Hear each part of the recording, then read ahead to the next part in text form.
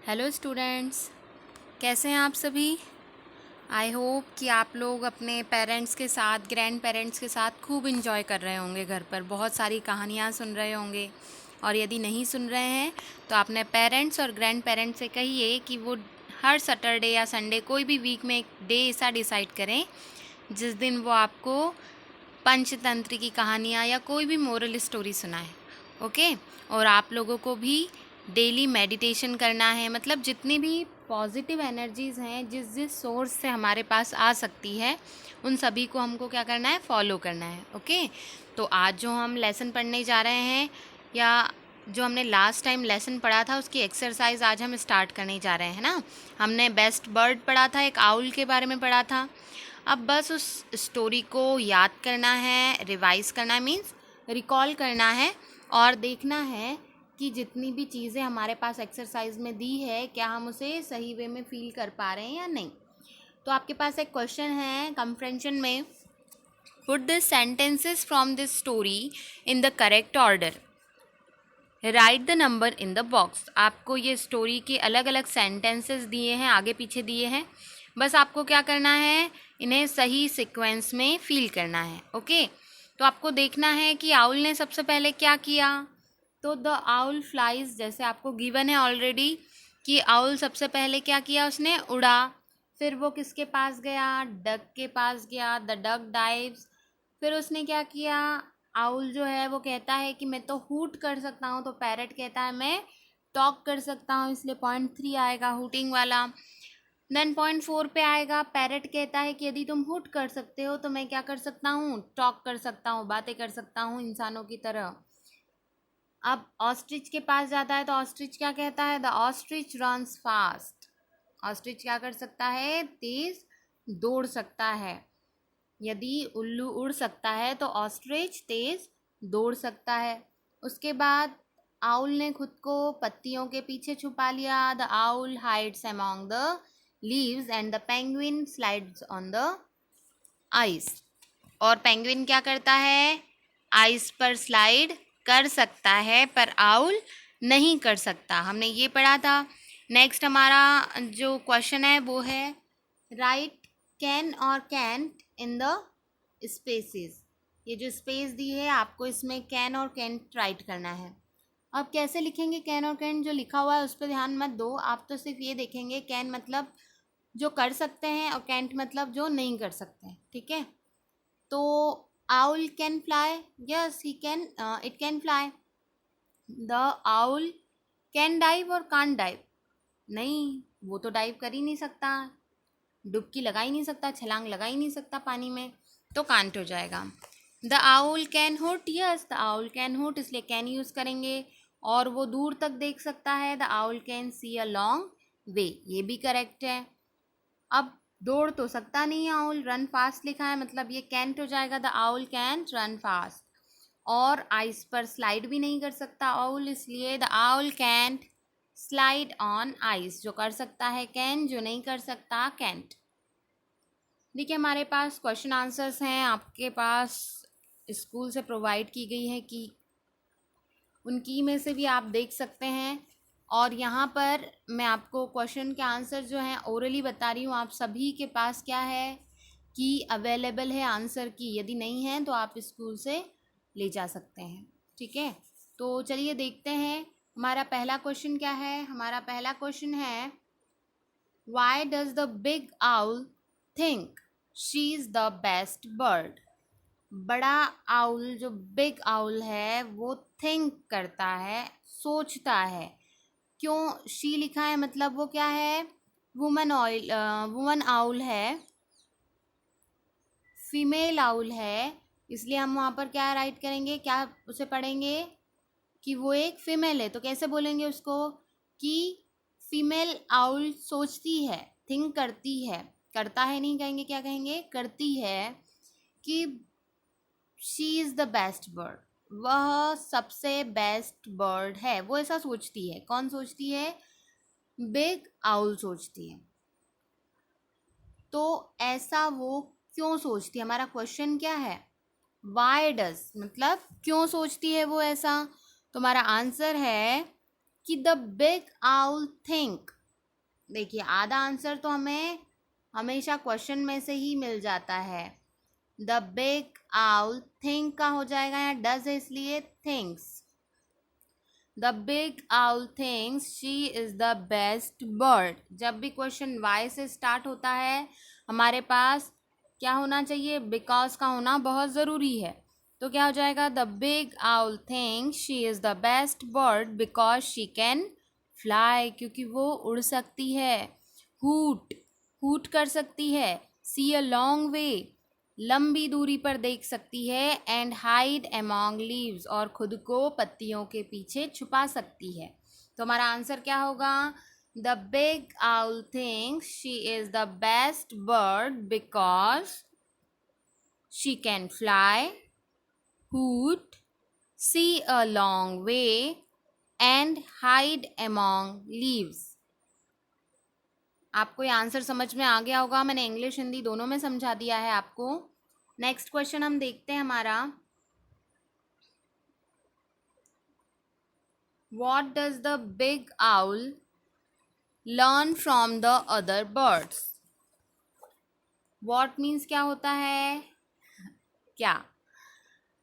Big owl ने क्या learn किया, क्या लर्न यानी सीखा, फ्रॉम द अदर बर्ड्स, दूसरे बर्ड से बिग आउल ने क्या सीखा। तो मैंने जैसे कि आपको बताया कि हमारा आंसर आधा यहीं मिल जाएगा। द बिग आउल क्या हो जाएगा, लर्न्स। लर्न्स क्यों हो जाएगा, एस क्यों यूज़ करेंगे हम यहाँ पर, हम एस इसलिए ऐड करेंगे क्योंकि क्वेश्चन में डज लिखा हुआ है, इसलिए हम लर्न में एस यूज़ करेंगे। और हमारा आंसर होगा the big owl learns from the other birds, ये भी आप राइट कर सकते हैं, that we are all best at something.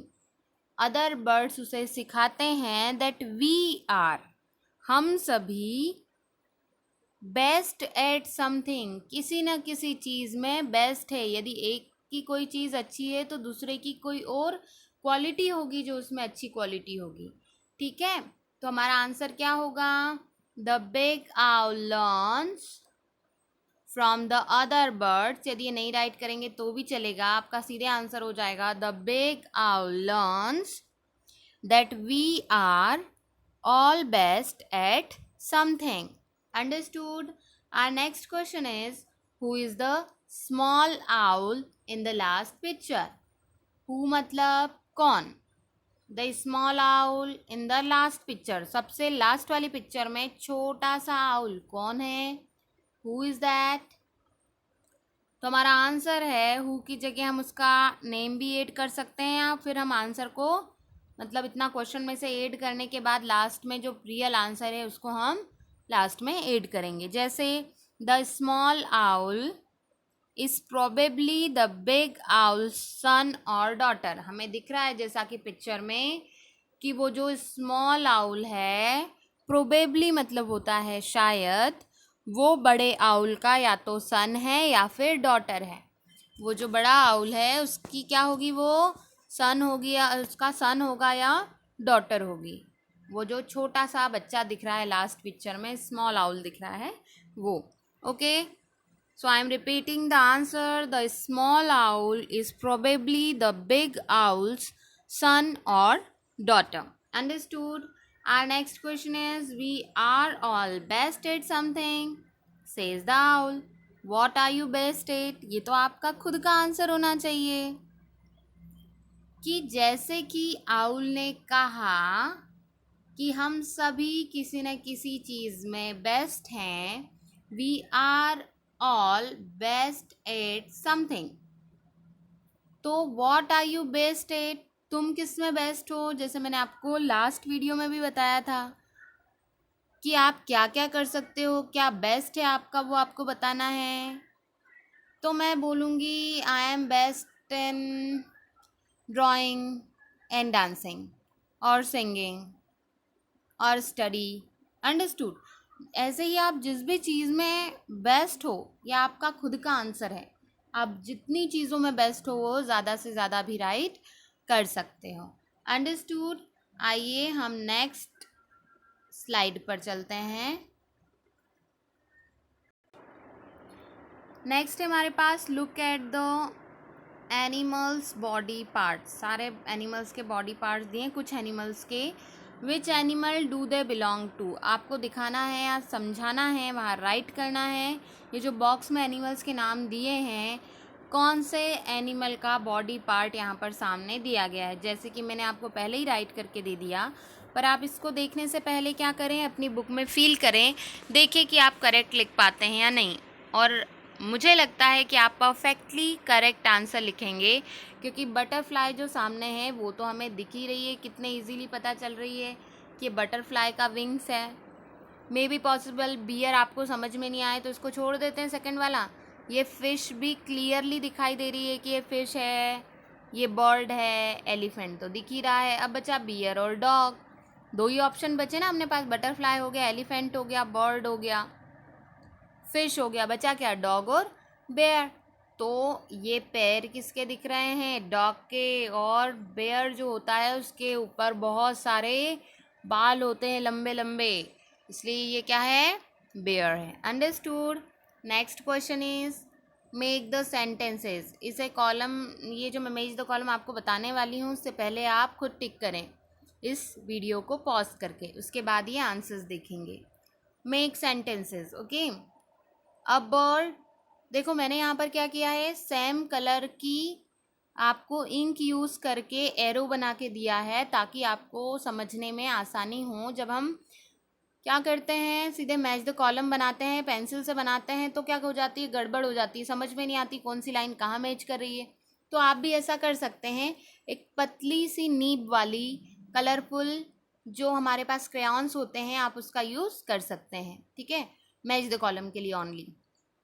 A bird, bird के लिए तो ऑलरेडी गिवन है कि बर्ड की क्या होती है, बर्ड की होती है बिक, चोंच होती है, ठीक है।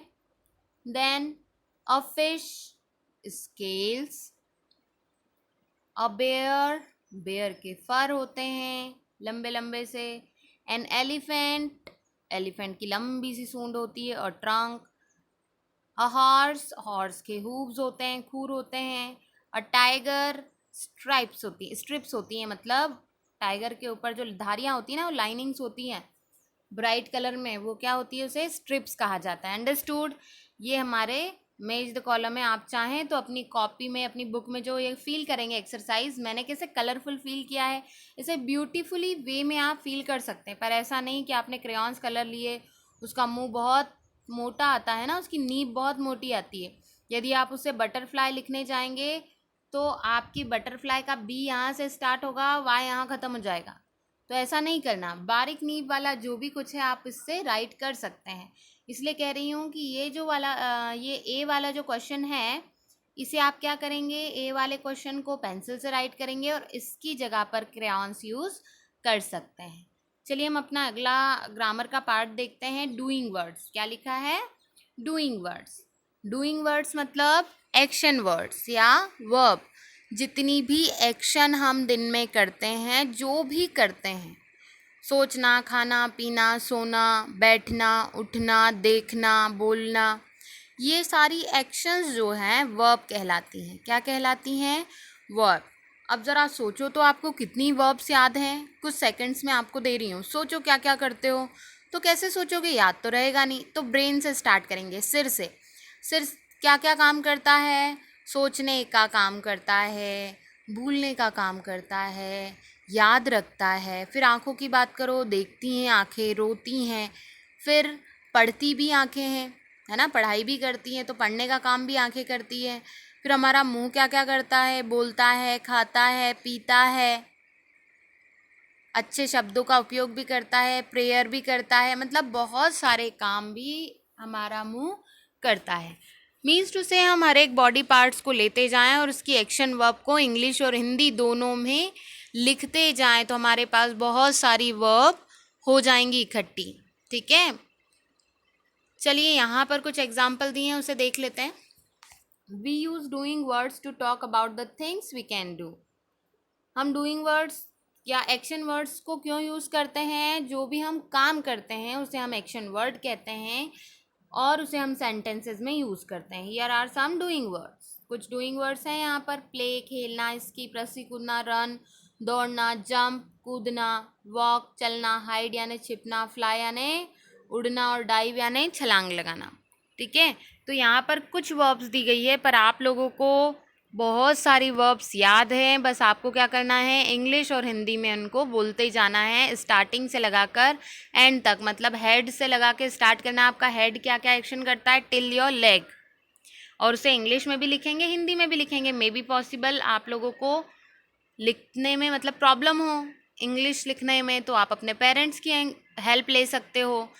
और यदि पेरेंट्स अवेलेबल नहीं हो तो आप खुद गूगल पे सर्च कर सकते हो, पर बिना किसी गाइडेंस के, बिना किसी बड़े के आप कोई और एप्लीकेशन नहीं चलाएंगे अपने मोबाइल में। सिर्फ और सिर्फ ये वीडियो देखेंगे। जब भी कोई बड़ा आपके साथ होगा तब आप इनको सर्च करेंगे। ओके, आई होप कि आप सभी को बहुत अच्छे से ये समझ में आया होगा। और जैसे ही आपको जितना भी समझ में आया है, कोई डाउट हो, आप ग्रुप पर क्वेश्चंस कर सकते हैं। और डेली घर पर रीडिंग करें, मेडिटेशन करें और अपने बड़ों के पैर छुएं।